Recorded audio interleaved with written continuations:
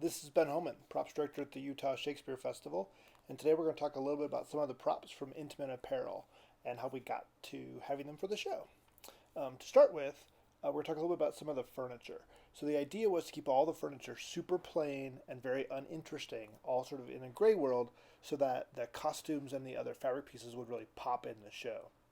The photos you're seeing now are two chairs, one of which is covered in fabric, which was the original idea from the designer, and the other is not covered with fabric.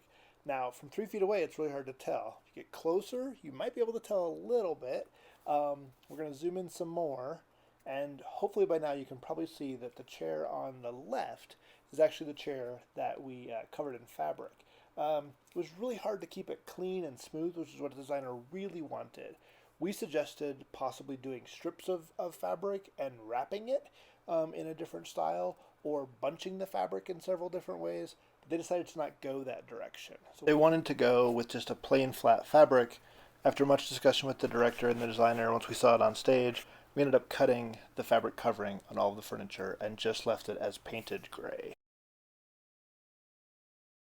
We also built a piano for this show because of the sight lines and the angles of what we were trying to deal with.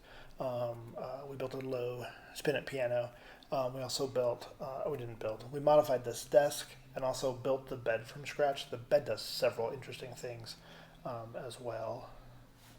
There were some folding screens in the show. This is one from our stock that we took the fabric off of. We painted it gray. And then we found this really pretty pink fabric with a floral detail on it that we applied to the screen. And there's the finished product for the show. There's another screen in the show as well. This is one we had in stock that we liked the design of. We actually have the CNC files for this, so we cut out a new one instead of ruining the one we had in stock and created a second screen for the show, which you see here. There are also a lot of very specific letters and envelopes in this show. So all of the letters were handwritten by one of our artisans on the appropriate paper, and each character had different paper. The director also wanted envelopes that matched, and we couldn't find envelopes in the right size. So we took a normal envelope, cut it apart, made patterns, and actually created envelopes for each of the characters. There's also a sewing machine, a vintage sewing machine, and we happen to have an old Singer in our warehouse. We think it's from the 1880s, and we tried to get it to go, and it was really struggling. And so we worked with a lady in town who does repairs on vintage sewing machines, got a new belt, and got it working really smoothly, which you can see on the show.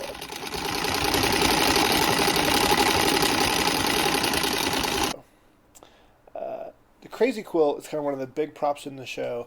My mom actually is a quilter and did the initial work on this, and it has a couple of tricks. The pink patches actually all rip open, but the director saw it and said, we just need more pattern.